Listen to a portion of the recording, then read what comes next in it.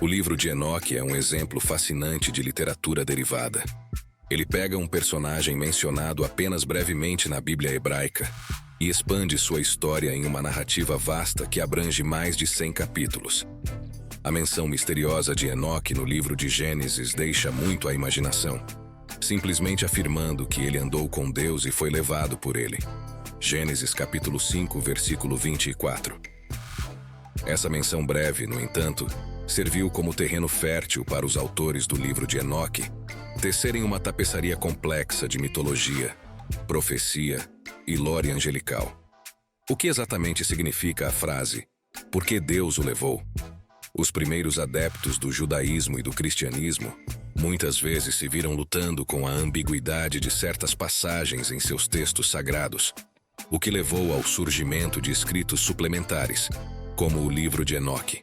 Este texto em particular teve um grande impacto entre os primeiros cristãos, tanto que é até mesmo aludido no Novo Testamento, especificamente no livro de Judas capítulo 1, versículos 9. No entanto, apesar de sua proeminência histórica, o livro de Enoque em parte se desvaneceu na obscuridade no discurso contemporâneo. Assim, surge a questão: que insights o livro de Enoque oferece e que verdades ele transmite? Aprofundaremos no primeiro livro de Enoque. No entanto, há 3 livros. Na verdade, o primeiro Enoque compreende uma fusão de vários textos tecidos juntos. Transições claramente discerníveis e repentinas entre os segmentos sugerem a probabilidade de que um indivíduo os tenha amalgamado em uma compilação coesa em algum momento da história. A jornada do livro de Enoque abrange séculos e idiomas, refletindo sua rica história e significado cultural. Provavelmente, ele teve origem no século 4 ou 3 a.C., mas os manuscritos mais completos que temos hoje são dos séculos 15 ou 16 em etíope, também conhecido como ge'ez. Esta língua semítica, similar ao hebraico e ao árabe, serve como a língua litúrgica da Igreja Ortodoxa Etíope. A transmissão de Enoque envolveu traduções do seu provável original aramaico para o grego e, eventualmente, para o etíope. Descobertas como as em Qumran, onde foram encontrados fragmentos de rolos do Mar Morto contendo seções de Enoque, fornecem insights valiosos sobre sua circulação inicial. A compilação das várias seções de Enoque era evidente até o 1º século a.C., conforme evidenciado pelos rolos com 90 manuscritos do primeiro Enoque em existência. Há variações significativas entre eles. Portanto, é crucial escolher uma tradução acadêmica. Isso garante uma compreensão mais precisa do conteúdo e contexto do texto. Tudo bem, vamos nos aprofundar na essência deste texto.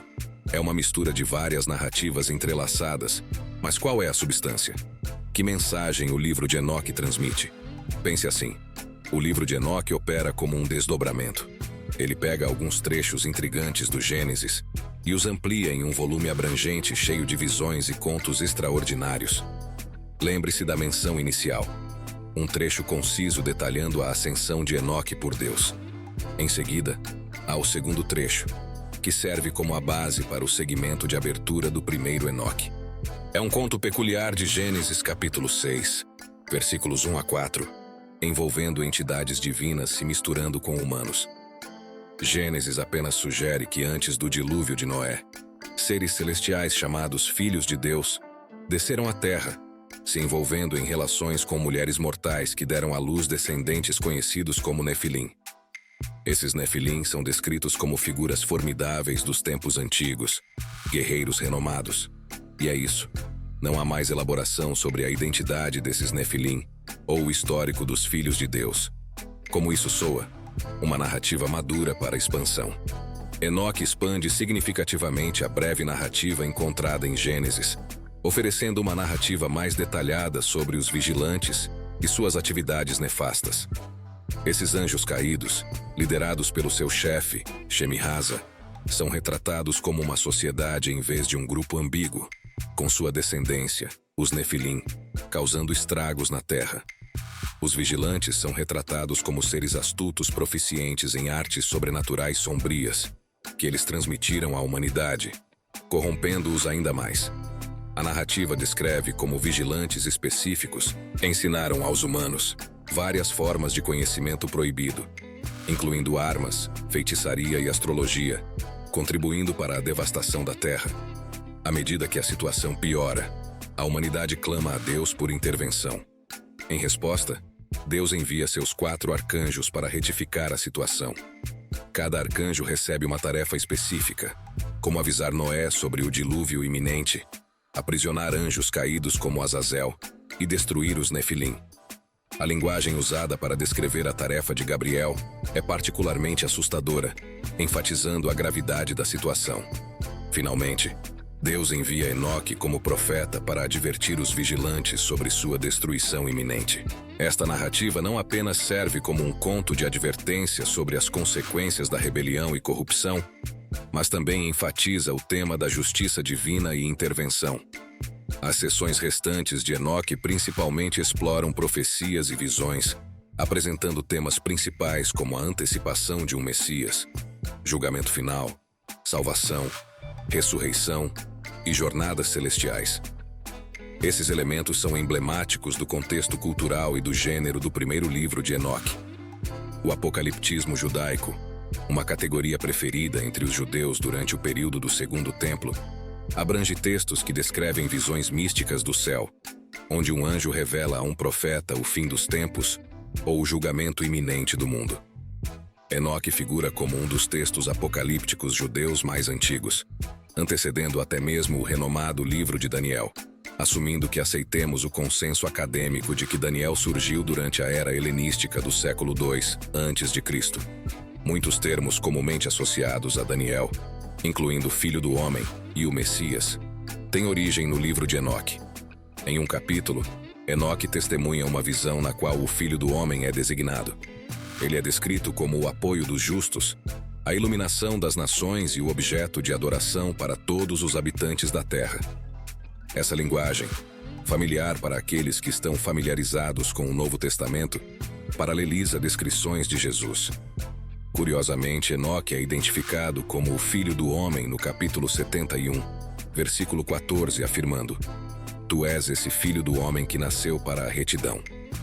O conceito de inferno, ausente nos textos anteriores da Bíblia hebraica, encontra expressão em Enoque, refletindo um conceito teológico posteriormente proeminente no cristianismo.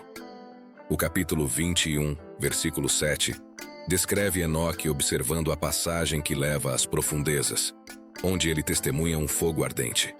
Conforme afirmado no texto, este lugar é uma prisão para os anjos. Aqui, eles serão confinados para sempre. A história do livro de Enoque dentro do judaísmo, cristianismo e até mesmo nas tradições islâmicas iniciais é fascinante e reflete sua influência profunda além das fronteiras religiosas. No judaísmo, o primeiro Enoque foi significativo durante o período do Segundo Templo, mas perdeu importância ao longo do tempo. Embora tenha influenciado vários textos judaicos não canônicos, como o Jubileu, o judaísmo rabínico rejeitou aspectos-chave da narrativa de Enoque, como a imortalidade de Enoque e o envolvimento de anjos rebeldes no dilúvio. Apesar de algumas exceções, como a transformação de Enoque no anjo Metatron no terceiro Enoque, a literatura rabínica mainstream vê Enoque de forma negativa. No entanto, na Cabala, Enoque é considerado mais positivamente e até mesmo comparado a Adão, refletindo uma interpretação diferente dentro do misticismo judaico.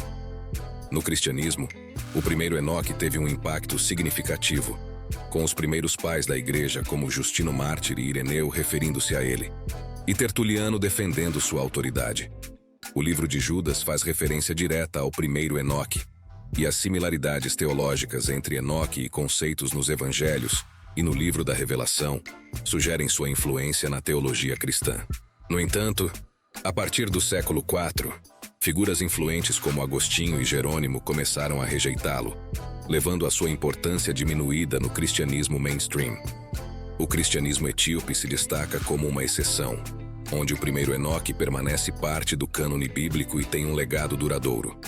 Nas tradições islâmicas iniciais, a figura de Idris é associada a Enoque, embora alguns também o associem a Elias. O Alcorão menciona Idris, e as interpretações variam quanto à sua sublime posição, com algumas sugerindo que ele foi levado vivo por Deus. Imagine isso: Enoque, uma mera nota de rodapé em Gênesis, gerou um legado literário que ecoou por séculos, moldando o pensamento religioso por gerações. Da comunidade de Qumran aos primeiros cristãos, dos primeiros muçulmanos aos cabalistas judeus, e até mesmo ressoando nas tradições cristãs etíopes hoje, embora obscuro para muitos, os devaneios apocalípticos de Enoque geraram princípios fundamentais da teologia cristã, semeando noções de inferno, salvação, o Filho do Homem e a vinda do Messias. Um impacto significativo para uma narrativa derivada, não é mesmo? Assim como os vigilantes transmitiram conhecimento arcano à humanidade, em sociedades pré-industriais onde o entendimento científico e a medicina moderna estavam ausentes, as práticas de magia e religião muitas vezes se entrelaçavam intimamente.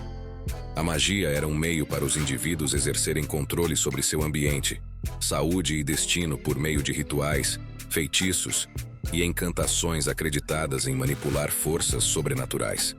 Era uma ferramenta prática para alcançar resultados desejados, como curar doenças, proteger contra danos, garantir sucesso em empreendimentos ou influenciar outros. A religião, por outro lado, abrangia sistemas mais amplos de crenças, rituais e práticas concernentes ao divino, à vida após a morte, à moralidade e ao significado da existência. Ela fornecia um quadro para entender o mundo, o lugar de alguém nele e a relação entre o indivíduo e o divino, ou reino espiritual. As práticas religiosas frequentemente envolviam ritos, sacrifícios, orações e cerimônias, com o objetivo de se comunicar com o divino, buscar o favor divino ou apaziguar divindades. Jesus é visto junto a Moisés e Elias. Mateus capítulo 17, versículos 1 a 13.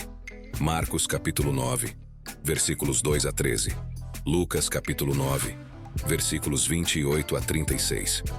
Alguns interpretam a presença de Elias como uma indicação de sua reencarnação como João Batista, sugerindo um ciclo contínuo de vida espiritual. Outro exemplo é o diálogo entre Jesus e Nicodemos, João capítulo 3, versículos 1 a 21, onde Jesus fala sobre a necessidade de nascer de novo para entrar no reino de Deus. Algumas interpretações veem essa nova vida como uma referência à reencarnação espiritual, onde a alma passa por múltiplas encarnações em busca de evolução espiritual. Independentemente das crenças específicas sobre a vida após a morte, muitos encontram consolo na ideia de que a morte não é o fim, mas sim uma passagem para algo maior e mais transcendente. Essa visão oferece esperança de que o amor, os vínculos e as experiências significativas que compartilhamos nesta vida possam transcender além do véu da morte e continuar a existir em um plano espiritual. É importante reconhecer que as crenças sobre a vida após a morte variam amplamente entre diferentes culturas, tradições religiosas e indivíduos. Cada pessoa é livre para explorar e abraçar as crenças que ressoam com sua própria jornada espiritual, sem julgamento ou preconceito. No entanto, a história de Enoque pode ter começado como um mero detalhe em Gênesis, mas seu impacto ressoa pelos corredores da história, moldando a fé e a imaginação das gerações futuras. Como crentes, vamos atentar para a sabedoria atemporal de Enoque, caminhando com Deus com fé e humildade, sabendo que fazemos parte de um tecido divino tecido com amor e propósito. Obrigado por estar aqui e que Deus te abençoe.